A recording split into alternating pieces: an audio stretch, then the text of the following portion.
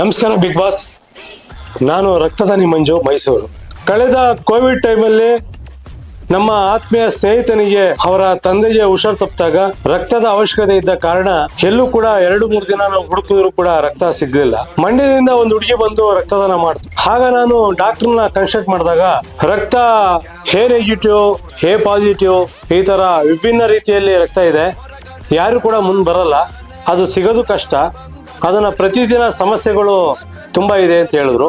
ಆ ನಿಟ್ಟಿನಲ್ಲಿ ನಾನು ಒಂದು ತೀರ್ಮಾನ ಮಾಡಿ ಒಂದು ಹೆಜ್ಜೆ ರಕ್ತದಾನಿ ಬಳಗ ಅಂತ ಮಾಡಿ 900 ಜನ ಸದಸ್ಯರನ್ನ ಮಾಡಿ ಕೋವಿಡ್ ಟೈಮಲ್ಲಿ 52 ಜನಕ್ಕೆ ನಾನು ರಕ್ತದಾನ ಮಾಡಿಸ್ದೆ.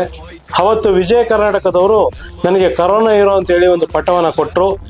ನನ್ನ ಲೈಫಲ್ಲಿ ಒಂದು ಸಮಾಜಕ್ಕೆ ಒಂದು ಒಳಿತು ಮಾಡಬೇಕು ಅನ್ನೋ ದೃಷ್ಟಿಯಲ್ಲಿ ಕೋವಿಡ್ ಸಮಯದಿಂದ ಇವತ್ತವರೆಗೂ 4522 ಜನಕ್ಕೆ ನಾನು ರಕ್ತದಾನ ಮಾಡಿಸಿದ್ದೀನಿ. ಆ ಒಂದು ನಿಟ್ಟಿನಲ್ಲಿ ನಾನು ಒಬ್ಬ ತಂದೆ ತಾಯಿಯ ಜವಾಬ್ದಾರಿಯಾದ ಮಗನಾಗಿ ಹಲವಾರು ತಾಯಂದಿರನ್ನ ಸಾಕುವಂಥ ನಿಟ್ಟಿನಲ್ಲಿ ಒಂದು ಆಶ್ರಮವನ್ನು ನಾವು ಮಾಡಿದ್ದೇವೆ.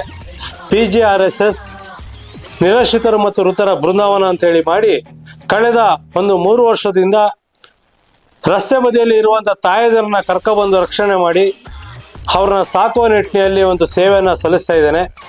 ಈ ಬಿಗ್ ಬಾಸ್ ಬರೋದಕ್ಕೆ ಕಾರಣ ಒಂದು ಪ್ರತಿದಿನ ಸಮಸ್ಯೆ ಇರುವ ರೋಗಿಗಳಿಗೆ ರಕ್ತದಾನ ಮೂಲಕ ಒಂದು ರಕ್ತನಿಧಿ ಕೇಂದ್ರವನ್ನು ಮಾಡಬೇಕು ಅನ್ನೋ ದೃಷ್ಟಿಯಲ್ಲಿ ಮತ್ತು ಹಲವಾರು ತಾಯಂದಿರನ್ನ ನೋಡ್ಕೊಳ್ಳೋ ದೃಷ್ಟಿಯಲ್ಲಿ ಎಲ್ಲರಿಗೂ ಒಬ್ಬ ಮಗನಾಗಿ ಆ ತಾಯಿಯ ರಕ್ಷಣೆಯನ್ನು ಮಾಡಬೇಕು, ದೊಡ್ಡ ಮಟ್ಟದಲ್ಲಿ ಒಂದು ಆಶ್ರಮವನ್ನು ಕಟ್ಟಬೇಕು, ಯಾರಿಗೂ ಕೂಡ ನಮ್ಮ ಮಕ್ಕಳು ಇಲ್ಲ ಅನ್ನೋ ಕೊರಗುನ ನೀಗಿಸ್ಬೇಕು ಅಂತೇಳಿ ಒಂದು ಆಶ್ರಮವನ್ನು ನಾವು ದೊಡ್ಡ ಮಟ್ಟದಲ್ಲಿ ಮಾಡಬೇಕು ಅಂತ ಕನಸಿಟ್ಕೊಂಡು ಈ ಬಿಗ್ ಬಾಸ್ಗೆ ಬಂದು ಕಾಂಪೀಟ್ ಮಾಡಿ ಅಲ್ಲಿ ನಡೆಯುವಂಥ ಎಲ್ಲ ಕಾಂಪಿಟೇಷನ್ಗೂ ಕೂಡ ಅಟೆಂಡ್ ಆಗಿ ಗೆದ್ದು ಈ ಒಂದು ನನ್ನ ಕನಸು ನನಸಾಗಿ ಈ ಸಮಾಜಕ್ಕೆ ಒಂದು ಒಳಿತಾಗಿ ನಾನು ಏನಾದ್ರು ಒಂದು ಸಮಾಜಕ್ಕೆ ಕೊಡುಗೆ ಕೊಡ್ತಾ ಇದ್ದೀನಿ ಅಂದರೆ ಒಂದು ರೋಗಿಗಳಿಗೆ ರಕ್ತದಾನ ಮಾಡಿಸುವುದು, ತಾಯಂದಿರಿಗೆ ಒಬ್ಬ ಮಗನಾಗಿ ರಕ್ಷಣೆ ಕೊಟ್ಟು ಅವ್ರನ್ನ ನೋಡ್ಕೊಳ್ಳೋದು, ಈ ಒಂದು ದೃಷ್ಟಿ ಇಟ್ಕೊಂಡು ಈ ಒಂದು ಬಿಗ್ ಬಾಸ್ಗೆ ಬರಬೇಕು ಅಂತ ನಾನು ಅಂದ್ಕೊಂಡಿದ್ದೀನಿ.